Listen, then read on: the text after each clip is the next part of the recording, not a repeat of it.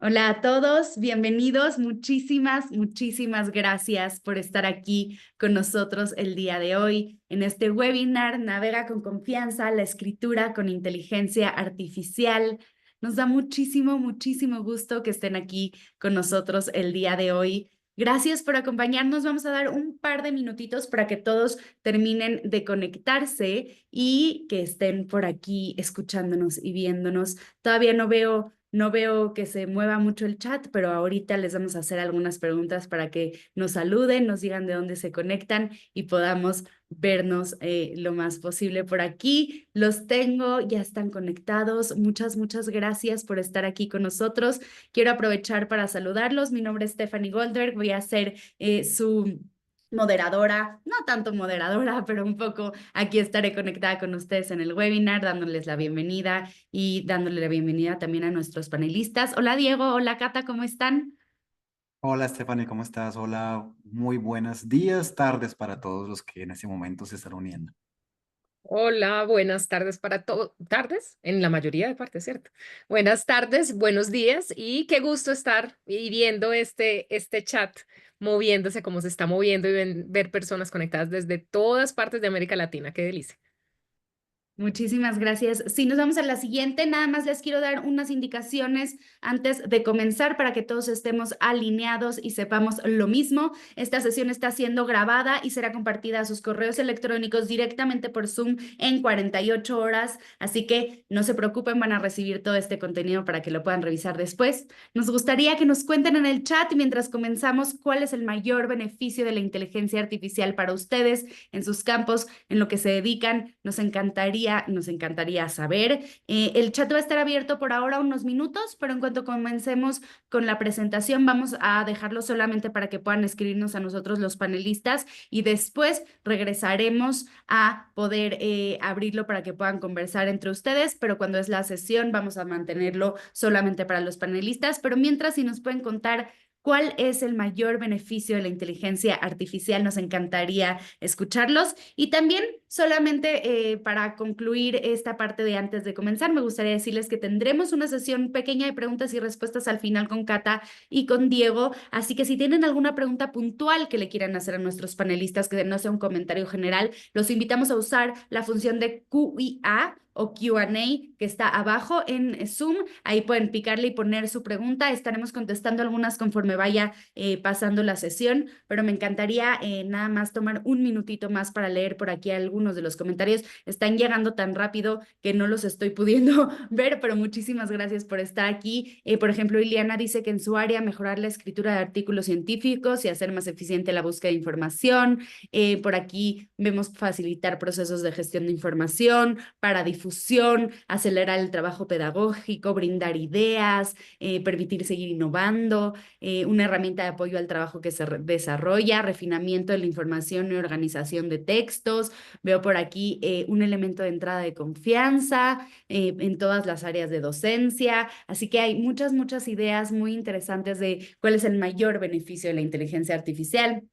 Pero ahora sí, sin más preámbulo y sin más bienvenida, contarles que ya pasamos la cantidad de asistentes récord que tenemos en los últimos años. Tenemos más de 1,000 personas conectadas el día de hoy aquí con nosotros, así que les agradecemos por estar aquí y le doy la palabra ahora sí a Diego y a Cata que nos van a contar un poco más respecto a esto, nos van a plantear la agenda del día, etcétera. Así que los dejo con Cata y con Diego. Muchas gracias Stephanie, muy buenos días, buenas tardes para todos los que se han ido uniendo en los últimos minutos. Mi nombre es Diego Osorio, gerente del equipo de capacitación e implementación de Turnitin, y junto con mi compañera Catalina Londoño vamos a estar hoy desarrollando esta agenda que hemos preparado para ustedes. Vamos a hablar un poquito sobre integridad académica y el trabajo original, los desafíos que se presentan en la era digital. Vamos a adentrarnos un poquito ya en la parte de interpretación de reportes de inteligencia artificial de Turnitin y compartirles algunos recursos que esperamos que sean muy útiles para ustedes en sus flujos de aula.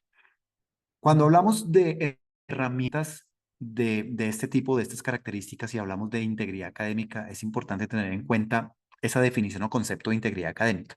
Todos más o menos tenemos un una definición, un concepto de integridad académica que lo hemos venido desarrollando desde temprana edad. A nosotros desde pequeñitos nos han estado hablando de la importancia de la integridad académica o de ser íntegros ser íntegros en todas nuestras escenas educativas, por así decirlo.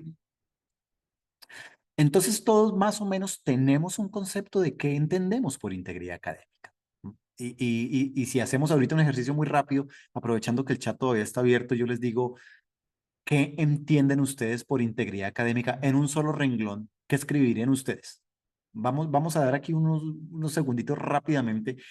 ¿Qué entienden ustedes por integridad académica o cuál es ese concepto que ustedes tienen de integridad académica? Originalidad, honestidad, responsabilidad, ética, consolidar reconocimiento ético, trabajo propio. Miren que lo que estamos viendo en este momento en el chat es toda una lista de valores. Entonces, cuando hablamos de integridad académica, precisamente estamos hablando de un constructo, de una definición que parte en base a valores. El ICAI, el Centro Internacional para la Integridad Académica, define la integridad académica como ese compromiso, incluso en momentos de adversidad, con la honestidad, la confianza, la justicia, el respeto, el coraje y la responsabilidad. O sea, estamos hablando de valores muy parecidos a los que ustedes nos han estado compartiendo en el chat. Ahí tenemos de todo un poquito. Y un poquito más allá, cuando hablamos de herramientas Turnitin, seguramente muchos de los que se registraron hoy, cuando dijeron voy a asistir a un webinar de Turnitin, seguramente se nos viene a la cabeza el tema del trabajo original, que es una de las preocupaciones que existen, por supuesto, en todas las esferas educativas y en todos los contextos educativos. El tema del trabajo original, o qué entendemos, por supuesto, por trabajo original. Cuando hablamos de trabajo original, estamos hablando de un autor, llámese X, Y o Z, que presenta un trabajo propio con ideas originales sustentado con fuentes debidamente citadas. Toda producción académica, toda producción científica, cuando la revisamos, sea cual sea el contexto educativo en el que nos encontremos, realmente estamos frente a eso. Un trabajo original tiene esas características. Es un trabajo del estudiante, del autor, que es propio, con ideas originales, pero por supuesto se sustenta en ciertas fuentes o en ciertos conocimientos previos debidamente citados. ¿Qué pasa? Históricamente, el trabajo original digamos que se ha visto amenazado históricamente en los diferentes escenarios y contextos en los cuales la tecnología ha tenido irrupciones importantes en los ambientes educativos. Quiero que nos vayamos un poquito al pasado y vamos a hacer un pequeño recorrido histórico, y cuando hablo histórico nos vamos a ir 25 años atrás, no vamos a ir tan atrás, nos vamos a ir por allá al año de 1998. Quiero que cada uno de ustedes, tenemos muchísimas personas conectadas hoy día acá, quiero que hagan un ejercicio mental de cerrar los ojos y traten de recordar dónde o qué se encontraba usted haciendo en el año de 1998. Tal vez muchos de ustedes ni siquiera habían nacido. Seguramente yo veo nombres muy jóvenes. Si por aquí alguien me dijo que naciendo, perfecto. Muchos no habían nacido. Otros terminando la secundaria, en el colegio, dando clases, perfecto. Yo recuerdo que en el año 1998 yo me encontraba terminando la secundaria, el bachillerato, como le decimos en Colombia. Ese fue el año que yo me gradué. Y en el año de 1998, en Colombia pasaba un fenómeno y era que empezaba a irrumpir el Internet en las casas. Digamos que antes de eso, por ahí en el 97, uno le tocaba ir a Internet, a un café Internet, a buscar Internet en donde conectarse. En el año 98 empieza a irrumpir el Internet en las casas muy lentamente, con unas características bastante, digamos que bastante primarias, ¿no? Si ustedes recuerdan, le tocaba a uno conectarse por el módem del teléfono y eso era lentísimo y eso no se conectaba y eso sonaba un ruido ya todo raro y se conectaba y andaba súper lento y le tocaba a uno cruzar los dedos para que la tía no llamara, porque si la tía llamaba se caía el internet. Sí, ahí lo dijo Dairo, gracias. Entonces se caía el internet, entonces era una cosa espantosa. Entonces esos eran los tiempos en el año 1998. ¿Qué pasaba en los Estados Unidos en el año 1998? Era un tema más distinto. En el año 1998 el tema era distinto porque ya el Internet se había generalizado un poco más, ya había llegado a otras esferas Y ya en las instituciones educativas se empiezan a evidenciar algunos, no quiero llamarlo problemas, pero sí algunas situaciones que potencialmente problemáticas con respecto a la originalidad, que es, por supuesto, el copiado y pegado, el copy-paste. Entonces, eso pasaba en el año 98 en los Estados Unidos. Se empiezan a dar cuenta de que el Internet, una revolución de la información, es muy importante, por supuesto que sí, pero todo trae sus peros. Todo avance tecnológico trae esos boquetes donde se pueden colar algunas malas prácticas. Entonces, empieza a evidenciar el tema del copiado y pegado, porque la información que antes era tan difícil acceso en el año 90, antes del 98, bueno, los que estábamos en el colegio antes del 98, los que recuerdan, encontrar información era muy difícil. Yo no sé si ustedes recuerdan, a algunos les tocaba ir a la biblioteca. Cuando uno le dejaban una tarea, le tocaba uno irse para la biblioteca del colegio o la biblioteca de la universidad y cruzar los dedos para que la información que necesitara la fuera a encontrar ahí. Entonces, con el Inter de la información queda un clic. Entonces, toda la información, fuentes de información, bibliotecas, todas a un clic. Buenísimo, pero todos sus peros, se empieza a evidenciar el tema del copy-paste. Precisamente desde el sector tecnología surge una respuesta, y es para el año 98 precisamente que nace iParadigms, hoy conocido como Turnitin, precisamente como una respuesta desde el sector educativo y tecnológico ante una problemática. ¿Cuál era esa primera problemática? El plagio académico como tal. El plagio académico como subconcepto, como uso de palabras, ideas o productos de trabajo atribuibles a personas o fuentes identificables sin dar los créditos a la fuente donde se obtuvo, en situaciones en las que legítimamente se espera autoría original, con propósitos específicos además, con tener un crédito, un beneficio, una ganancia. Ahí importantísimo el hecho de sin dar los créditos, ¿no? Entonces es el uso de ideas o información de otros sin dar los créditos. Entonces nacen estas herramientas de detección de similitud que nos permiten identificar cuando un estudiante o un autor ha podido tomar ideas de otros sin dar la atribución correspondiente. Entonces, digamos que desde el sector tecnología hay una respuesta, ¿no? Entonces salen estas herramientas de detección de similitud. Eso pasaba en el año 98, pero esto no queda allí. Digamos que se empiezan a evidenciar o a ser más evidentes. No es que no existieran antes, sí existían antes. Otros fenómenos recurrentes, como por ejemplo la colusión, el clonar el trabajo de otros parte por parte, palabra por palabra, el trabajo en grupo sin autorización. Tenemos otros fenómenos como las malas conductas en la investigación, en los procesos de publicación e investigación científica, fenómenos como el salami slicing, que precisamente parte de esa idea de un producto de investigación, un proceso investigativo, partirlo en varias partes para parecer más prolífero y publicar varias, digamos que tener varias publicaciones de un mismo proceso, usar el trabajo de otros, el autoplagio, que es un fenómeno, digamos que es una palabra bastante polémica, porque dicen, bueno, yo cómo es posible que yo me plagie a mí mismo si yo soy el autor de mis propias ideas.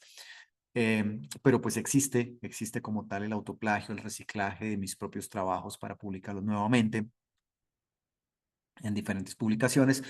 Ante todo esto, siempre, vuelvo y repito, siempre ha habido una respuesta activa de parte de las comunidades académicas y de las comunidades tecnológicas y desde el sector tecnología.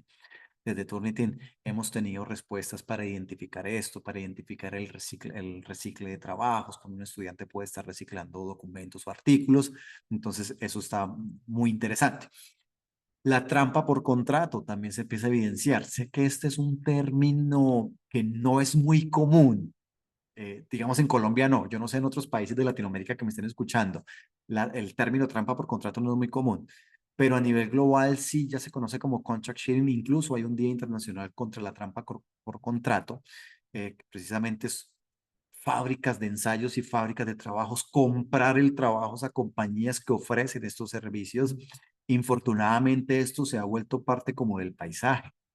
Yo como educador se los puedo decir y es un poquito triste a veces que cuando uno sale, uno va a una universidad, nosotros visitamos muchas universidades, y sale uno de la universidad ¿Y qué se encuentra enfrente? Se encuentra muchas veces ahí, saliendo de la universidad enfrente, se encuentra uno con pósters, con afiches de te hago la tarea, te hago el trabajo, te hago la tesis, problemas con tu tesis, bueno, cosas como esas. Y se vuelve como parte del paisaje y no debería serlo. Hay países que ya están tomando acciones contundentes frente a la trampa por contrato. Países como Australia, por ejemplo, donde se ha penalizado ya no adquirir los servicios, sino ofrecerlos. Entonces, ofrecer, hacer trabajos por otros se ha penalizado. En Latinoamérica, digamos que estamos un poquito atrás en ese sentido, pero yo creo que va a llegar un momento en que los países van a tener que empezar a revisar esto y las instituciones también en conjunto. Contratar a un tercero para que me haga el trabajo. Aquí en Colombia le decimos mandar a hacer el trabajo. Ante esto también han habido respuestas de parte del sector tecnología. Nosotros tenemos herramientas como Authorship que nos permite identificar cuando de pronto un estudiante que dice ser el autor de un trabajo no es el autor del trabajo a través de un análisis de metadata y análisis forense de escritura. Entonces ahí tenemos algunas herramientas que han ido desarrollándose a medida que van surgiendo amenazas. El plagio en código, ya algo un poco más reciente también, reutilizar el código de otro programador, copia de códigos en acceso abierto sin la debida atribución, y ante eso también pues ha habido respuesta de parte de la tecnología para identificar cuando de pronto existe un problema con respecto a código. Entonces digamos que hasta ahí íbamos bien. A medida que va evolucionando la tecnología, que la información está abierta, que el Internet nos abre las puertas al mundo, y que se abren ciertas boquetes, como decimos en Colombia, para que se cuelen malas prácticas, pues la tecnología tiene una respuesta activa y contundente. Y digamos que hasta ahí íbamos bien hasta el 30 de noviembre del año 2024. 30 de noviembre del año 2024. ¿Quién recuerda qué pasó el 30 de noviembre de 2024 sin buscarlo en Google? Vamos a ver, el chat está abierto. En esta fecha importantísima. Fecha 30 de noviembre de 2022, perdón, aquí quedó mal. 30 de noviembre de 2022. Me disculpo aquí, sí, está mal la diapositiva. ¿Qué pasó el 30 de noviembre de 2022? El 30 de 2024 es el futuro, tienen toda la razón. Bien. Bueno, el 30 de noviembre de 2022 sucede algo que rompe la historia en dos. El 30 de noviembre de 2022, lo recuerdo muy bien, Argentina le ganó a Polonia 2-0 y se clasificó a la segunda ronda del Mundial después de haberse considerado casi eliminado. Eso lo recuerdan todos mis amigos argentinos que están en este momento conectados. Pero además, efectivamente, OpenAI lanza ChatGPT en versión abierta y como dice Edgar, en este momento OpenAI cambia el mundo y supone una nueva revolución en el sector educación. ¿Qué pasa? Aparece una nueva posible amenaza con respecto a la integridad académica. Presentar textos escritos por inteligencia artificial sin reconocerlo, utilizar IA en reemplazo de ideas originales o modificar el software. ¿Qué pasa? Esta tecnología, estimados colegas, estimados amigos, profesores, profesoras, llegó para quedarse. Entonces, esto ya está. Al principio las respuestas fueron como de pánico, como siempre que llega una tecnología nueva, entonces, ¿qué vamos a hacer? No estamos preparados.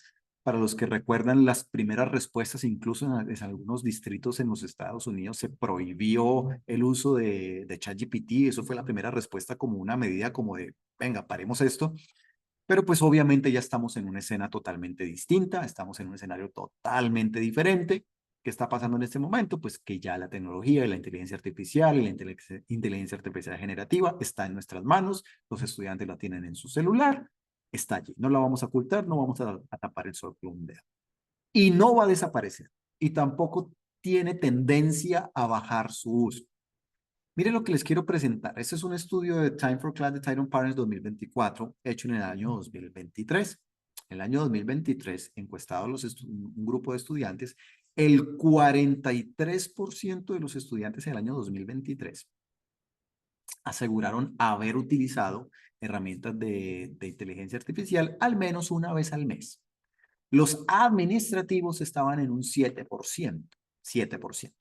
Y los académicos, o sea, nosotros profesores, la gran mayoría de los que estamos conectados aquí, estábamos en 8% de uso de estas herramientas. Bien. Año 2024 se hace el mismo estudio. 43% de los estudiantes afirmaron haberlo usado al menos una vez al mes en el año 2023. ¿Qué porcentaje creen ustedes de estudiantes lo usan al menos una vez al mes en el año 2024? Pongan números en el chat que los quiero ver. Bien, 100%, buen día, 80, 85, 100, 70, 90. Vámonos con administrativos. Administrativos en el año 2023 dijeron 7%. ¿Qué dicen ustedes ahora? Ahora administrativos. Un poquito más bajito, 50, 25, 40, 45. Perfecto. Profesores, 8%. Año 2024, ¿cómo estamos nosotros los profesores? ¿Qué dicen ustedes? 60, 50. Quiero que recuerden el número que están escribiendo para ver si estaban cerca o no estaban cerca de la realidad. Este mismo estudio del año 2024 arroja los siguientes resultados. Estudiantes del 43% subió al 59%. Administrativos tuvo un salto bastante considerable al 40% y los académicos, o sea, nosotros profesores, de 8% a un 36%. ¿Estamos lejos? Sí, todavía estamos lejos. Pero lo que sí vemos efectivamente es una tendencia a la alza, no a la baja. O sea, esto no va a desaparecer, o sea, la adopción va a estar allí todo el tiempo, ¿vale? ¿Eso qué supone? Supone que nosotros como instituciones educativas, como sector educativo, tengamos una respuesta activa a esta nueva problemática, como lo tuvimos en el año 98, como lo tuvimos en el año 2002, como lo tuvimos en el año 2004, como lo tuvimos en el año 2020. En el año 2020, si ustedes recuerdan, tuvimos un tsunami educativo con la pandemia y tuvimos una respuesta difícil, nos costó muchísimo adaptarnos a un nuevo ambiente de aprendizaje remoto, eso fue difícil. Entonces aquí nuevamente, ¿qué se espera de parte de nosotros? Respuestas concretas en tres pilares fundamentales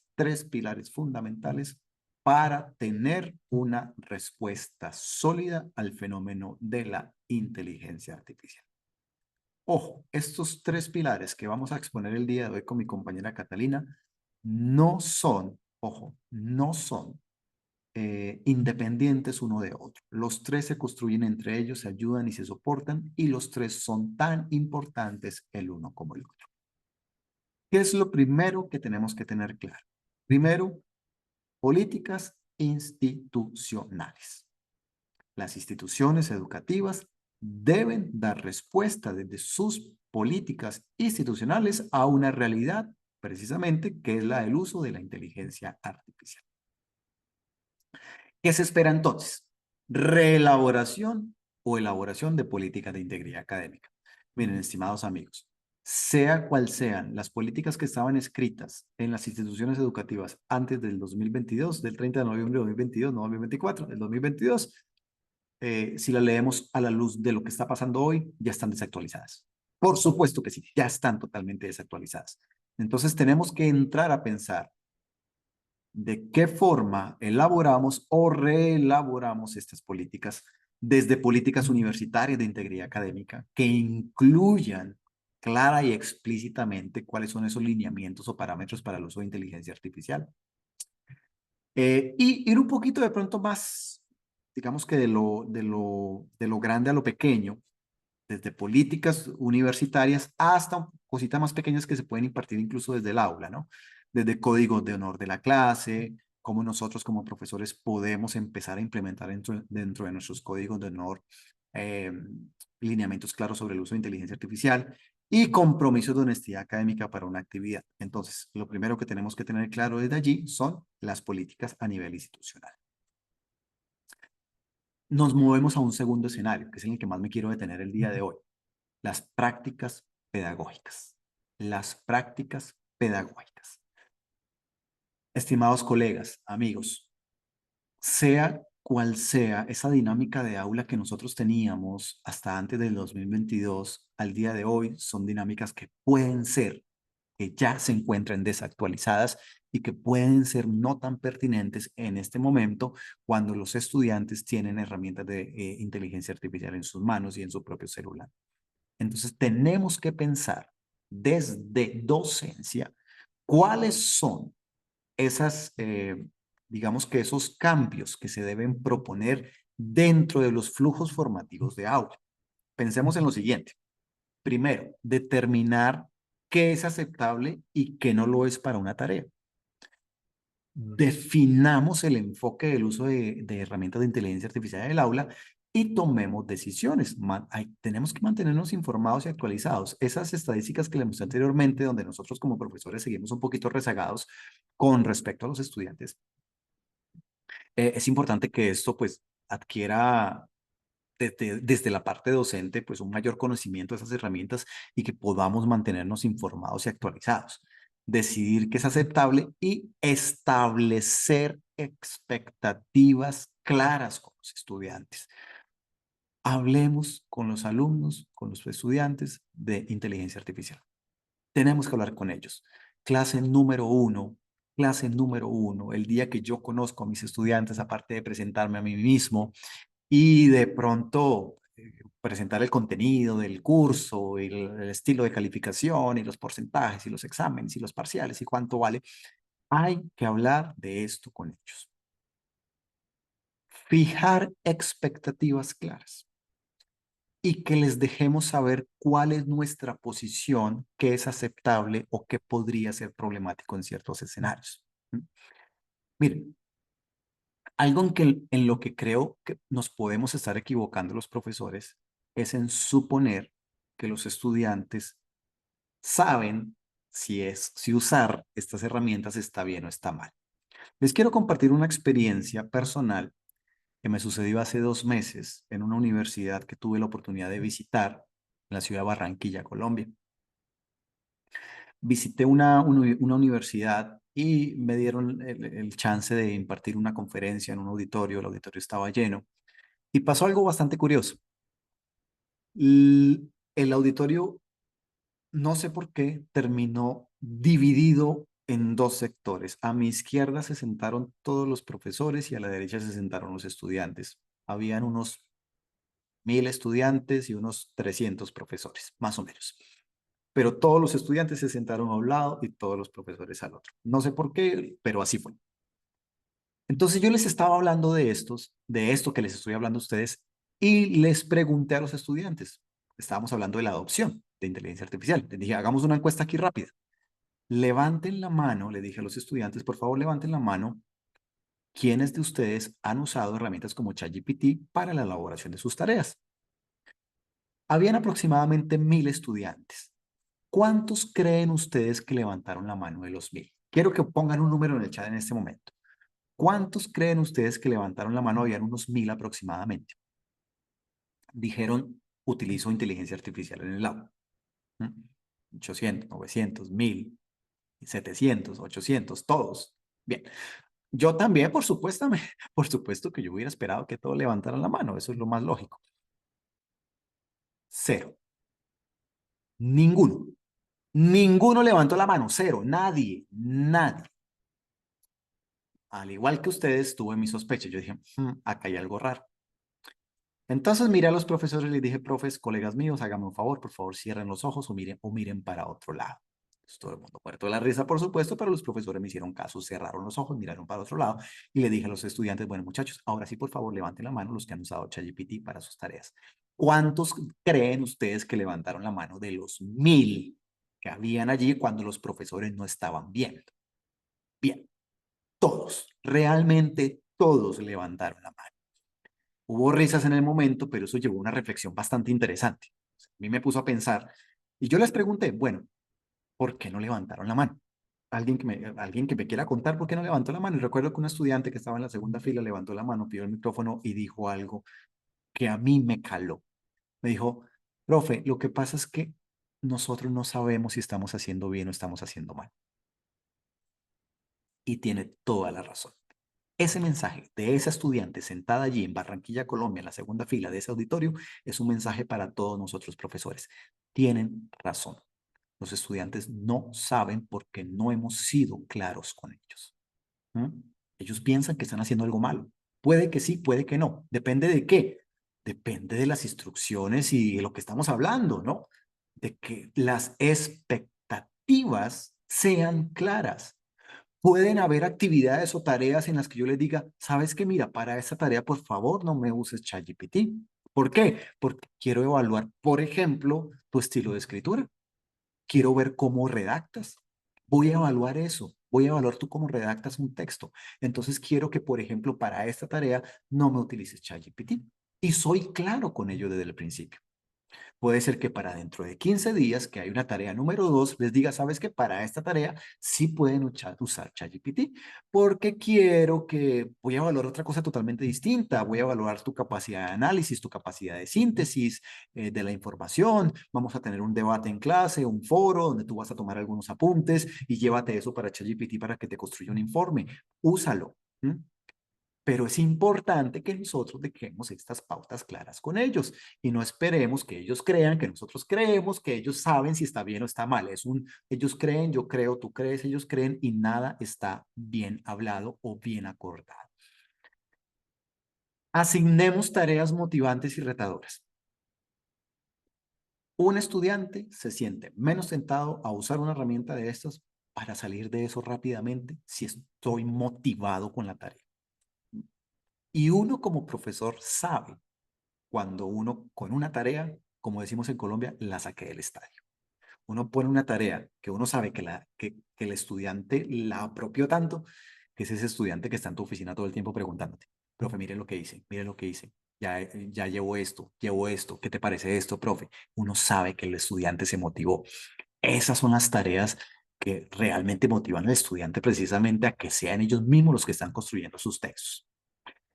Revisemos los enunciados de las tareas, el famoso prompt. Entonces, es un ejercicio bastante chévere que a mí me gusta mucho recomendarlo. Es, profe, mire, usted le asigna una tarea a un estudiante, dice, vamos a hacer esto, vas a escribir sobre esto y esto y esto. Nosotros mismos, profesores, pasémosla por ChatGPT, pásenla por cualquier herramienta y revisen lo que está respondiendo. Y si esa respuesta o ese ensayo que ha generado la inteligencia artificial es satisfactorio, de pronto es donde se hace importante replantearlo. Porque si no, lo que yo voy a terminar calificando son 45 ensayos hechos por ChatGPT o escritos por ChatGPT. Entonces, de pronto tenemos que replantear con algunas propuestas muy sencillas que queremos compartir con ustedes el día de hoy. Consideremos, por ejemplo, incorporar historias personales, situaciones auténticas y fuentes o citas dentro de las tareas. En ese momento hay algunas limitaciones con respecto a inteligencia artificial. Seguramente en el futuro no va a ser así, pero en este momento tenemos temas con las citaciones, nos hemos dado cuenta, ustedes que la usan se dan cuenta pues que de pronto inventa citas que no hay o que tiene información hasta ciertas fechas. Las herramientas de inteligencia artificial no conocen los contextos de los estudiantes, no saben quiénes son, sus historias personales, los flujos de aula. Entonces pensemos incorporar las discusiones que hay dentro del aula para ello. Sería también interesante. Les quiero mostrar un ejemplo para que lo vean. Esta es una tarea que un profesor le asigna a un estudiante donde el prompt o el enunciado dice escribe un párrafo sobre la importancia de la integridad académica en el aula. Entonces yo como profesor lo paso por ChatGPT y esta es la respuesta de ChatGPT. La integridad académica es fundamental al aula, ya que establece la base de un ambiente educativo, honesto y equitativo. La integridad académica implica honestidad en el proceso de aprendizaje y evaluación, evitando el plagio, la copia, cualquier forma de trampa. Bueno, lo pueden leer ustedes. Y realmente, pues es un párrafo aceptable. Es decir, pues bien, hay algunas cositas, pero bien, ¿no? Digamos que si yo pongo esta tarea a mi grupo de 40 estudiantes, créanme que voy a leer 40 párrafos muy similares. ¿Qué pasa si hacemos lo que les compartí anteriormente? Si hacemos algunos ajustes, si incorporamos historias personales, situaciones auténticas, fuentes y citas, vamos a verlo. Mírenlo aquí. Escribe un párrafo sobre la importancia de la integridad académica en el aula. Incluye el análisis de al menos 2 posturas expuestas por 2 de tus compañeros durante la clase de la semana pasada. Recuerda citar a tus compañeros. Incluye también al menos una cita de un artículo arbitrado con fecha de publicación no mayor a 3 años y una noticia relevante de este año. Incluye la cita bibliografía. Aquí está la respuesta de ChatGPT. Vamos a verla. Durante la clase de la semana pasada, 2 de mis compañeros, María y Carlos, que no existen, compartieron posturas interesantes sobre la importancia de integridad académica. María argumentó, eso no lo dijo ella, que la integridad académica es esencial para promover la equidad y la igualdad, o sea, armó un libreto. Esto que estamos viendo es un libreto de telenovela, pero esto no pasó. ¿Por qué? Porque la herramienta no está en el aula, no conoce contexto, no escucha a compañeros, no sabe nada de ello. ¿Quién tiene que hacerlo? El estudiante. Entonces, miren que estos elementos nos pueden ayudar a que el estudiante se tenga que ver más involucrado en el proceso de escritura como tal. Es una recomendación que nos puede servir. Importantísimo, evaluar el proceso final, no solo el producto. Nosotros, maestros, sabemos que el proceso, que el aprendizaje de un estudiante se da en el proceso de construcción de un producto final, no en el producto final per se. Cuando un estudiante escribe un proyecto de investigación o escribe una tesis, créame que el aprendizaje no se da escribiendo un Word la tesis, se da en el proceso de investigación del producto. Se da cuando el estudiante va al campo a encuestar a la gente, cuando hace los grupos focales, cuando lee la teoría con la que va a fundamentar su proceso. Ahí es cuando el estudiante está aprendiendo. Esas son las partes que a veces olvidamos evaluar. Entonces nos vamos a evaluar el producto final, pero el proceso lo dejamos un poquito atrás. Evaluemos esquemas, evaluemos borradores, comparar un producto final versus proceso, lluvias de ideas para que sean incorporados, solicitar entrega final de los borradores, esquemas, notas y todo para que nosotros como profesores tengamos un panorama más claro de cómo fue que se llegó a ese producto final. ¿Cómo fue que se construyó ese producto final? Ese punto de inicio donde mi estudiante me hizo una lluvia de ideas, donde me hizo unos mapas mentales, donde me entregó un primer borrador y ese primer borrador lo evaluamos, hicimos unas retroalimentaciones y se fueron haciendo los cambios. Todo eso hay que incorporar. Es importantísimo, antes de darle el pase a mi compañera Catalina que nos va a hablar de la parte de tecnología, no olvidar que nosotros como profesores seguimos siendo las personas que conocemos a nuestros estudiantes y conocemos los contextos. Miren, profe, yo no sé si les ha pasado, quisiera preguntarles y en el chat me pueden responder. ¿A ustedes les ha pasado en estos últimos 2 años que ustedes sin tecnología, sin ayuda, sin nada, usted está leyendo un trabajo y empieza a leerlo y en cualquier momento usted dice, esto lo escribió ChatGPT? ¿Sí o no? ¿Alguien le ha pasado? O sea, sin tecnología, que ahorita vamos a hablar de tecnología, sin nada, usted lo va leyendo, llega usted al tercer párrafo y dice, esto lo escribió ChatGPT. Yo siempre digo, la tecnología y las políticas no nos quitan a nosotros nuestra experticia de aula, lo que somos como maestros, porque somos nosotros quienes conocemos a nuestros estudiantes. Conocemos cómo escriben, sabemos cómo hablan, cómo caminan, cómo se expresan, cómo me hablan conmigo, cómo hablan con sus compañeros, cómo hacen un texto en el cuaderno, en el tablero, cómo escriben, cómo las palabras, la terminología. Nosotros los vemos todos los días. Nosotros somos el mejor primer filtro que hay. Eso sí lo tenemos claro. Y cuando somos el primer filtro y nos apropiamos de nuestro rol docente, es cuando llega la tecnología a apoyar digamos que esas situaciones en las que yo puedo decir, aquí podemos encontrarnos frente a algo problemático. Y aquí le quiero dar el paso a mi compañera Catalina, que nos va a hablar ya un poco más sobre la parte de tecnología. Catalina. Muy bien, muchísimas gracias. Diego, por aquí estamos viendo un montón de preguntas y comentarios asociados a lo que estás diciendo. Yo les voy a resolver algunas de las otras preguntas y comentarios que ustedes tienen. Déjenme, les voy a compartir mi pantalla y vamos a continuar aquí por donde iba Diego. Y bueno, varias de las preguntas que ustedes nos están haciendo las voy a cubrir y ahorita vamos a dejar un espacio adicional para algunas de las preguntas que vamos a poder responder en vivo. Dicho eso, y continuando con la línea de pensamiento de Diego, recordemos entonces estos tres pilares, estas tres em, aspectos importantes que tenemos que tener en cuenta para que la inteligencia artificial se pueda volver un aliado tecnológico en nuestra vida cotidiana, en nuestra vida de la academia. Y el tercer pilar que todavía no ha hablado Diego es precisamente las herramientas tecnológicas. Entonces aquí les voy a hablar un poquito específicamente de los reportes de Turnitin como herramientas tecnológicas y en particular, hoy no vamos a cubrir el detalle del reporte de similitud, pues porque hoy estamos hablando específicamente de ese reporte de inteligencia artificial. Entonces, ¿cómo es que funciona específicamente? Déjenme, me devuelvo aquí una diapositiva. Entonces, lo que ustedes, a lo que el porcentaje que ustedes están acostumbrados con las herramientas de Turnitin, y que es un porcentaje muy importante, que es cuando estamos hablando de similitud. El porcentaje de similitud, donde estamos buscando secuencias de texto que sean iguales o casi iguales a las secuencias de texto del escrito de los estudiantes. Y aquí ya nos va a aparecer un nuevo porcentaje de similitud que es un nuevo porcentaje que es un indicador de inteligencia artificial. Entonces, esto es lo que van a ver ustedes esencialmente. El porcentaje, ya les voy a mostrar cómo se calcula, y unos enlaces a preguntas frecuentes, recursos y guías, y unas partes del texto que van a ser resaltadas de un color como turquesita. ¿Ok? Entonces, ¿cómo es que funciona?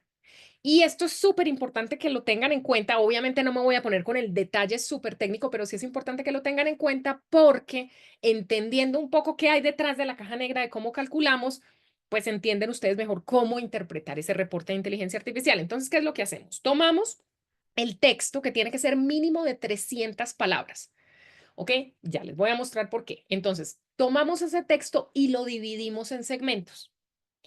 Cada uno de esos segmentos, en este ejemplo que les estoy mostrando, cada uno de estos bloquecitos es una frase corta, pero en la vida real cada uno de los segmentos es un poquito más largo, puede ser unas 100 palabras o algo más. Y cogemos cada uno de esos segmentos y luego como que los agrupamos, los segmentos, ¿ok? Pero los tenemos separaditos. Y a cada uno de esos grupitos le vamos a dar una puntuación de 0 a 1. 0 significa de acuerdo con nuestro modelo, es inteligencia artificial, revisando inteligencia artificial, ¿no? Entonces, de acuerdo con nuestro modelo, que es un LLM, que es un gran modelo de lenguaje, le ponemos una calificación de 0 a 1. 0 significa esto lo hizo un humano, de acuerdo con nuestro modelo. Y 1 significa esto lo hizo inteligencia artificial, esto lo escribió inteligencia artificial. Hacemos ese cálculo y luego reorganizamos los segmentos. Entonces volvemos a calcular.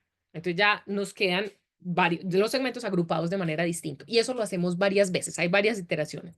Por eso no lo podemos hacer en pedacitos muy, muy cortos. ¿Ok? Al final, cada uno de los segmentos va a tener un porcentaje promedio. ¿Sí? Y si ese número promedio entre 0 y 1, bueno, o un porcentaje, bueno, entre 0 y 1, si ese número está por encima de un umbral que nosotros mismos determinamos en Turnitin, entonces lo vamos a señalar como que fue escrito por inteligencia artificial. ¿Listo?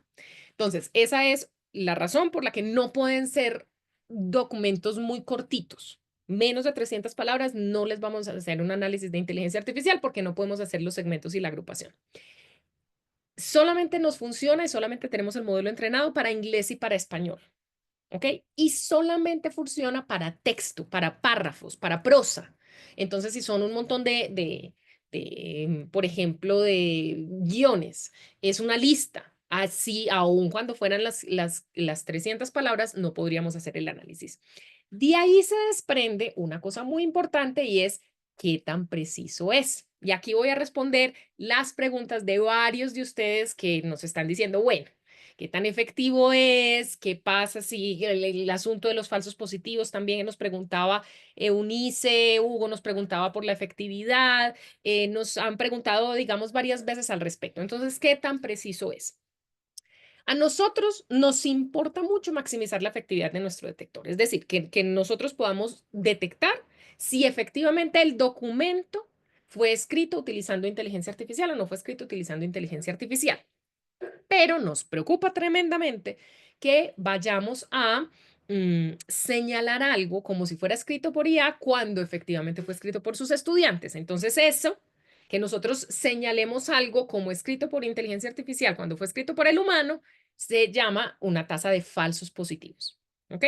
Nuestra tasa de falsos positivos en cientos de miles, no estoy exagerando, cientos de miles de documentos que hemos utilizado para hacer el entrenamiento de nuestro modelo, la tasa de falsos positivos la mantenemos por debajo del 1%. ¿Ok? para documentos escritos que tengan en total más del 20% de escritura por inteligencia artificial. ¿Qué pasa con los documentos que tienen entre 1 y 19? A esos son a los que les ponemos un asterisco. Por allí había esa pregunta, la habían hecho hace unos minutitos. Entonces, ¿qué significa que tenga un asterisco? Es que está por debajo del 20, el total del documento, y ahí se nos sube un poquito la tasa de falsos positivos. Entonces, lo que nosotros ahí les decimos es, sí detectamos escritura con inteligencia artificial, pero no estamos tan confiados en nuestra propia tasa de falsos positivos, y por eso le vamos a poner un asterisco para que lo revise con cuidado, pero no nos vamos a comprometer con señalarles exactamente dónde, precisamente porque nosotros queremos mantener esa tasa de falsos positivos por debajo del 1%. ¿Ok? Ahora, ¿qué implica mantener esa tasa de falsos positivos? Que puede que pasemos por alto hasta un 15% de escritura con inteligencia artificial. ¿Por qué? Acuérdense cómo les conté que era que nosotros hacíamos el cálculo. Vamos calculando por segmentos de texto. Entonces, cuando hay transiciones entre documentos que fueron escritos por humano con documentos que fueron escritos por inteligencia artificial, si nosotros hicimos una separación en medio de un párrafo que tiene combinación o cosas por el estilo, es probable que termine por debajo del umbral. Entonces, en esas partes donde hay transición entre los diferentes autores, entre comillas, del texto, es probable que nosotros no lo señalemos, ¿ok? Lo cierto es que hay que tener en cuenta, bueno, si me está diciendo que tiene 85% de texto detectado como escrito con inteligencia artificial de acuerdo con nuestro modelo, ¿hay alguna diferencia sustancial para ustedes si hubiera sido 75 o 90?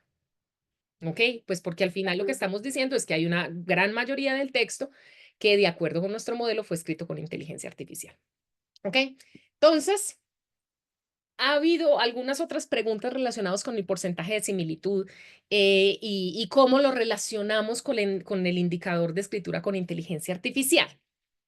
Entonces, lo cierto es que el porcentaje de similitud al que ustedes están acostumbrados a ver es un porcentaje que nosotros les mostramos exactamente, ustedes lo conocen, nosotros les mostramos exactamente, este documento lo encontré aquí.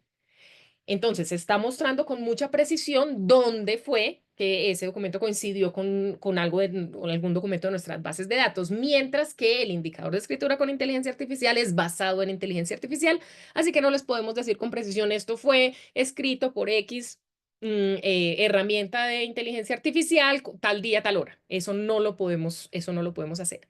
Lo importante entre los dos es que ninguno de los dos, el reporte en sí mismo y el número en sí mismo no lo pueden ustedes tomar y no lo deberíamos tomar como un elemento decisorio. El indicador no es la prueba en sí misma, no es una manera de iniciar una conversación sobre las prácticas que están teniendo los estudiantes. Varios de ustedes me han preguntado qué hago si encuentro un porcentaje alto de inteligencia artificial. ¿Qué pasa si la persona está diciendo o hicimos, por ejemplo, una corrección solamente de gramática o de puntuación con inteligencia artificial y lo está señalando?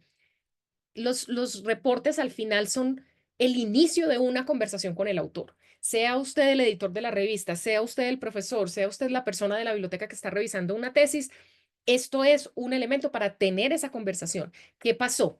¿Por qué esto nos está mostrando este porcentaje de inteligencia artificial tan alto? Y es o no importante que lo tengamos en cuenta, que lo revisemos, que miren hasta qué punto y hasta qué nivel fue efectivamente una corrección sencilla o efectivamente la idea es mía, pero las palabras no son mías porque las palabras son de alguna herramienta de inteligencia artificial. Entonces eso es, digamos que la similitud más importante que hay entre nuestros dos reportes es que los dos hay que revisarlos. Que el porcentaje solito no nos está diciendo suficiente información. Voy a dejar esta pregunta en el aire un poquito, que la tengan ustedes en la cabeza y es hasta dónde es aceptable una entrega de inteligencia artificial, una entrega con inteligencia artificial. Piensen ustedes qué porcentaje. Y voy a volver a lo que dice Diego y lo que insistió hace unos minutos y es, depende, es un asunto muy importante de comunicación que ustedes tienen que tener con los estudiantes. Esto no es de nuestra autoría, aquí está de donde lo sacamos, pero recientemente incluso lo oí en una conferencia de una profesora alemana muy interesante y hablan, vea, nosotros utilizamos una lógica de semáforo con los estudiantes, tarea, tarea.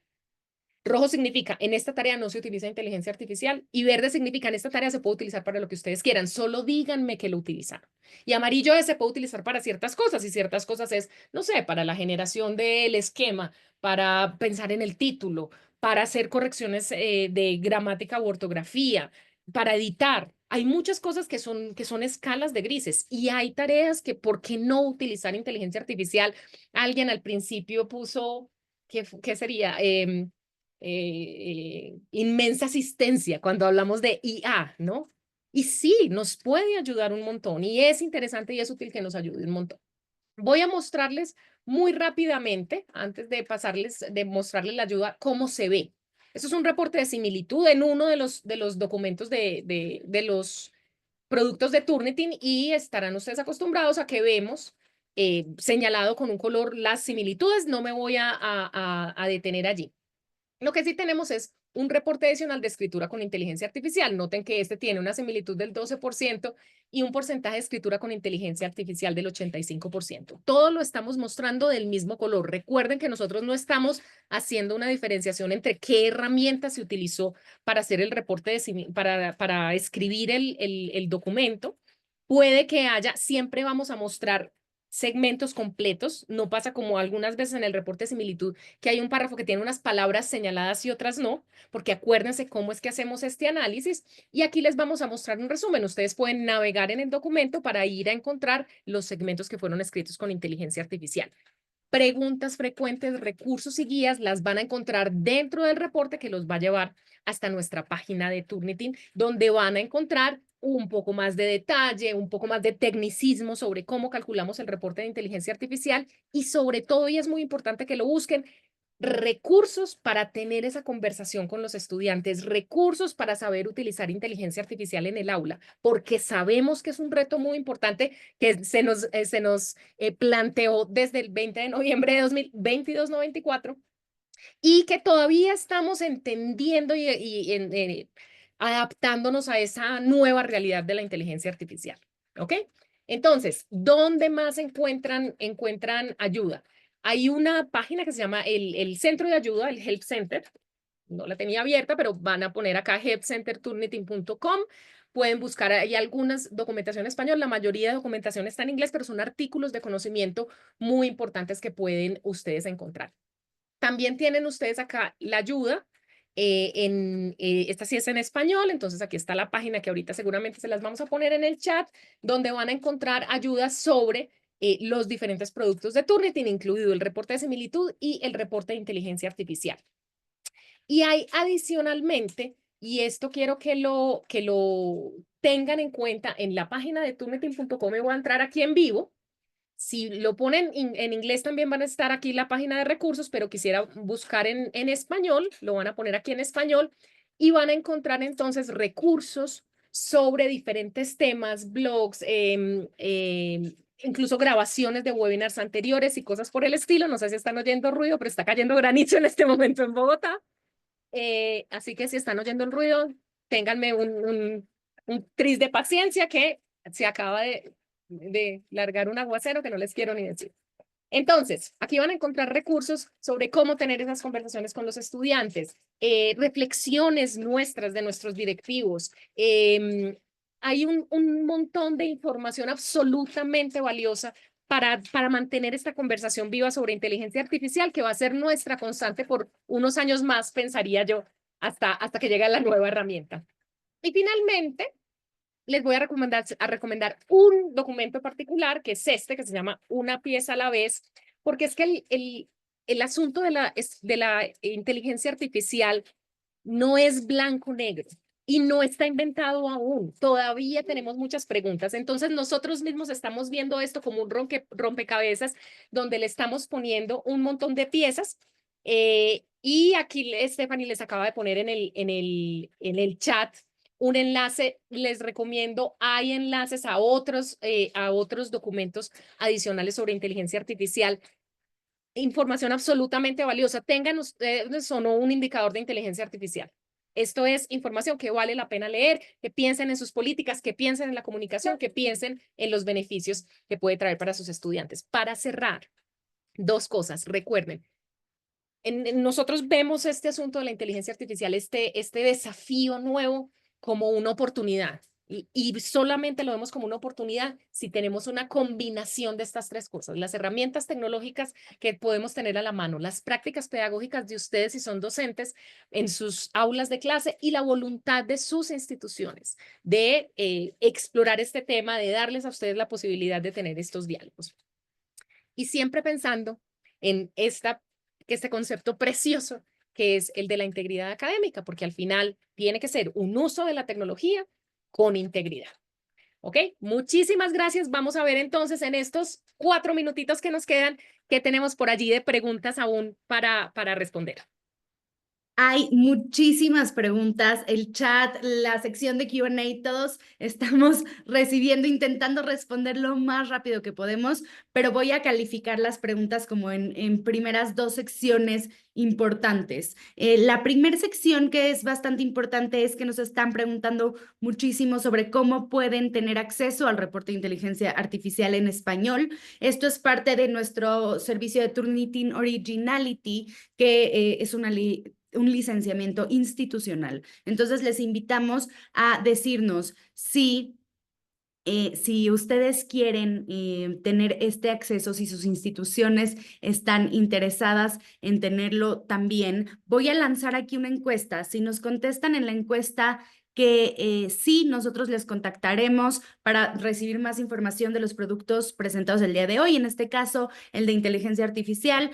Aquí pueden contestar directamente en la encuesta, también mandarnos un correo electrónico. Vamos a dejarles todos los recursos para que sepan un poco más sobre el licenciamiento. No queremos meternos a esos detalles, varía dependiendo la institución, las herramientas que ya tienen suscritas. Entonces, cualquier cosa de cómo adquirir nuestra detección de IA por medio de Turnitin Originality, por favor, contéstenos por aquí si quieren recibir más información. También en esta encuesta que les está poniendo Diego en la pantalla, si escanean con sus celulares, pueden ver también esa pregunta y darnos su retroalimentación de la sesión. Eso es muy importante para nosotros, que nos digan qué opinaron de esta sesión. Ya, ese paréntesis de esa información. Voy a dejar aquí la encuesta tantito, un minutito más por si alguien más quiere responderla. Dicho eso, ahora sí, tenemos una sección o un par de secciones como interesantes de preguntas, pero creo que esta se repitió constantemente, así que Cata, Diego, ustedes me dicen qué piensan y cuál es su expertise. Hay muchas personas que hacen corrección de estilo por medio de ChatGPT. ¿Qué pasa si un estudiante hizo su texto original, lo escribió y luego lo puso en ChatGPT y le dijo a ChatGPT, por favor, corrígeme el estilo y reescríbelo? ¿Turnitin lo va a detectar como creado por inteligencia artificial? Bien, esta no tengo una respuesta absolutamente definitiva para esto, pero piensen ustedes ustedes están escribiendo un correo en Gmail. Cuando ustedes están escribiendo el correo Gmail, adivina qué es lo que sigue. Entonces, adivina qué es lo que sigue, al final pone atentamente, o al principio pone buenos días, así, un gusto saludarlo, o sí saben de qué les estoy hablando, ¿no? Entonces, ¿cómo es que nosotros, o cómo es que nuestro modelo detecta inteligencia artificial? Es qué tan predecible es el texto. Y el texto es predecible, el texto de inteligencia artificial, cuando uno lo lee no se da cuenta, pero cuando lo lee otra máquina, sí se da cuenta que está utilizando palabras que son predecibles. Entonces, todo este rodeo es para decirles que lo que nosotros, cómo vemos esa naturaleza de qué tan predecible es el texto, es a través de la selección de vocabulario, o sea, la selección de las palabras cuando uno escribe y de la estructura del texto, ¿no? Entonces, cuando yo le digo a ChatGPT o a cualquier otra herramienta, este es mi texto, mire a ver si tiene errores de ortografía o de gramática o de puntuación, arréglelo. La selección de palabras aún es mía y la estructura del texto aún es mía. La idea, no sé de quién es, no importa. En este momento lo que estoy diciendo es la selección de palabras, la estructura del texto. El texto no es predecible porque lo escribí yo, aun cuando le hayan cambiado 3 comas y le haya puesto sinónimos. Si yo a la herramienta le digo, reescríbeme el texto, la idea todavía es mía, pero nosotros no estamos detectando de quién es la idea. Pero la estructura del texto y las palabras ya no son mías, ya las escribió una herramienta y ahí sí lo deberíamos detectar. Entonces, ¿hasta qué punto hubo cambios? Es como la clave y no les puedo decir, o sea, hay un 13% de cambios, pues eso es una cosa muy difícil de determinar, pero si los cambios son sustanciales, nosotros deberíamos poder determinarlos. Si los cambios son simplemente cambios pequeños, entonces no deberíamos poder porque el texto no es predecible, porque los humanos somos impredecibles. Muchísimas, muchísimas gracias, Cata. Por aquí también hay preguntas si se puede activar en Authenticate. Si se puede activar, por favor, también pónganos por ahí que están interesados en saber.